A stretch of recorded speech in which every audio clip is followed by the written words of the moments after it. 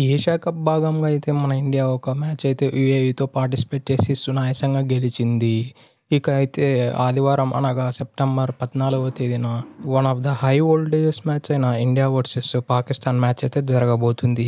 ఇక ఈ మ్యాచ్లో జరగబోయే టాప్ 5 బ్యాటిల్స్ ఏవో తెలుసుకుందాం. ఇక లేట్ చేయకుండా let's get into the video. First battle విషయానికి వస్తే హార్దిక్ పాండ్యా వర్సెస్ ఫకర్ జమాన్. వీళ్ళిద్దరి మధ్యన స్టాట్స్ చూసుకుంటే ఇప్పటివరకు 6 బాళ్ళలో పార్టిసిపేట్ చేయగా 10 రన్లు కొట్టాడు. యావరేజ్ చూస్తే 10గా ఉంది.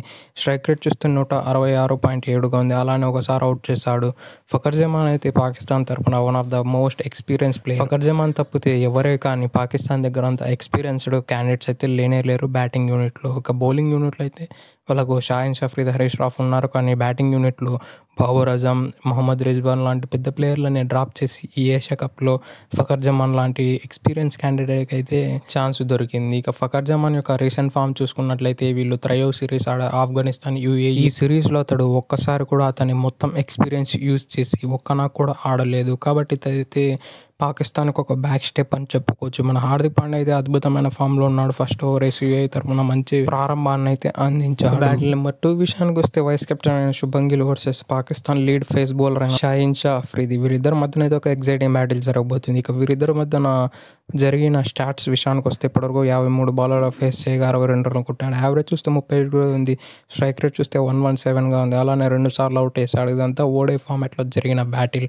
ఇప్పటివరకు వీళ్ళైతే టీ20 ఫార్మాట్లో ఒకసారి కూడా తడబడలేదు. కానీ ఈ మ్యాచ్ అయితే చాలా ఎగ్జైటింగ్గా ఉండబోతుంది. ఎందుకంటే షాహిన్ షా అఫ్రిదిని శుభన్ గిల్ చాలా అటాకింగ్ వేలో ఆడాడు ఓడిఐ సిరీస్లలోని. ఇక ఇవి టీ20 క్రికెట్లో మన టీమిండియా ఆడే బ్రాండ్ ఆఫ్ క్రికెట్లో అయితే డెఫినెట్లీ శుభన్ గిల్ ఇతన్ని ఇంకొక అగ్రెసివ్ నాకు ఆడేలాగా అయితే ముగ్గు చూపుతుంది. షాహిన్ షా అఫ్రిదికి అయితే పాకిస్తాన్ లీడ్ పేస్ బౌలర్ అని చెప్పుకోవచ్చు.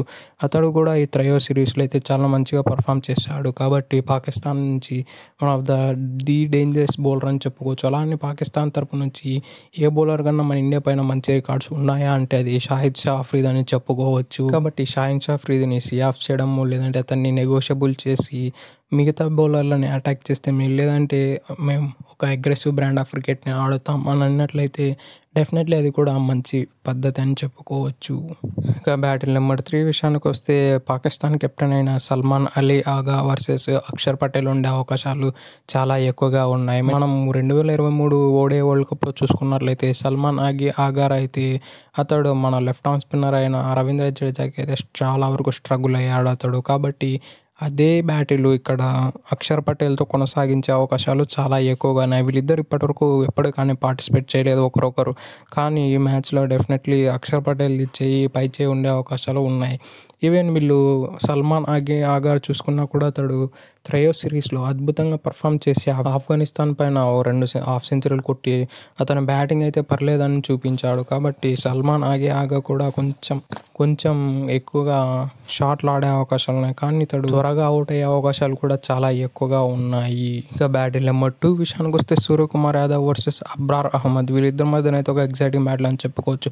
సూర్యకుమార్ యాదవ్ అయితే one of the deadliest player middle ఆర్డర్లో. అది మనము ఈ లాస్ట్ మ్యాచ్లో యూఏఈ అగైన్స్ట్ చూసుకున్నట్లయితే వచ్చిన ఫస్ట్ బాల్ అతడు లెగ్ సైడ్ వైపు ఒక సునాయాసమైన 6 కొట్టి అతను ఇన్నింగ్స్ అయితే ప్రారంభించాడు. అబ్రార్ అహ్మద్ అయితే ఒక మిస్టరీ స్పిన్నర్. కాబట్టి అతన్ని నెగోషియబుల్గా నీట్గా ఆడే అవకాశాలు కూడా లేకపోలేదు. ఇఫ్ ఇన్ కేసు అటు ఇటు ఏమైనా తేడాలు జరిగినట్లయితే సూర్యకుమార్ యాదవ్ అతని దగ్గర ఉన్న మెయిన్ వెపన్ అయిన స్వీప్ షాట్ని ఓపెన్ చేసి ఆ స్వీప్తో అబ్రార్ అహ్మద్కి చుక్కలు చూపించే అవకాశాలు కూడా లేకపోలేదు. బ్యాటిల్ నెంబర్ 5 విషయానికి వస్తే తిలక్ వర్మ వర్సెస్ హసన్ అలీ ఉండే అవకాశాలు ఉన్నాయి. హసన్ అలీ అయితే one of the great bowler అని చెప్పుకోలేం, కానీ ఒక గుడ్ బౌలర్ అని చెప్పుకోవచ్చు పాకిస్తాన్ తరపున. తిలక్ వర్మ అయితే one of the main one down player అని మన ఇండియా తరపున అయితే చెప్పుకోవచ్చు. 1 డౌన్ ఆర్ నెంబర్ 4. ఇతడైతే ఆ 1 డౌన్ పొజిషన్లో వచ్చి మన ఇండియాకు సెన్సేషన్ సృష్టించాడు. బ్యాక్ టు బ్యాక్ 100లు కొట్టి మన ఇండియా తరపున అయితే 1 డౌన్లో నేనున్నా అన్న ఒక స్ట్రాంగ్ పిల్లర్ లాగైతే నిలబడుతూ ఉన్నాడు. కాబట్టి ఇటువంటి టఫ్ ప్లేయర్ని హసన్ అలీ కొంచెం స్ట్రగుల్ చేసే అవకాశాలు ఉన్నాయి. ఎందుకంటే హసన్ అలీ దగ్గర స్లో రన్స్ మిడిల్ ఓవర్స్లో ఏ బౌలింగ్ అయితే వేయాలో ఆ బౌలింగ్ వేసే స్కిల్ అయితే కుప్పల కొద్ది ఉన్నట్లయితే తెలుస్తూ ఉంది. కాబట్టి తిలక్ వర్మ అటు ఇటు తడబడే అవకాశాలు కూడా లేకపోలేదు. ఇఫ్ ఇన్ కేస్ అతడు తడబడకుండా టేక్ ఆన్ చేసినట్లయితే హసన్ అలీ చిన్నబోతాడు definitely. That's it for today. ఇలాంటి మరిన్నో వీడియోల కోసం మన ఛానల్ సబ్స్క్రైబ్ చేసి డైలీ ఫాలో కండి. Thank you for it. Have a nice day.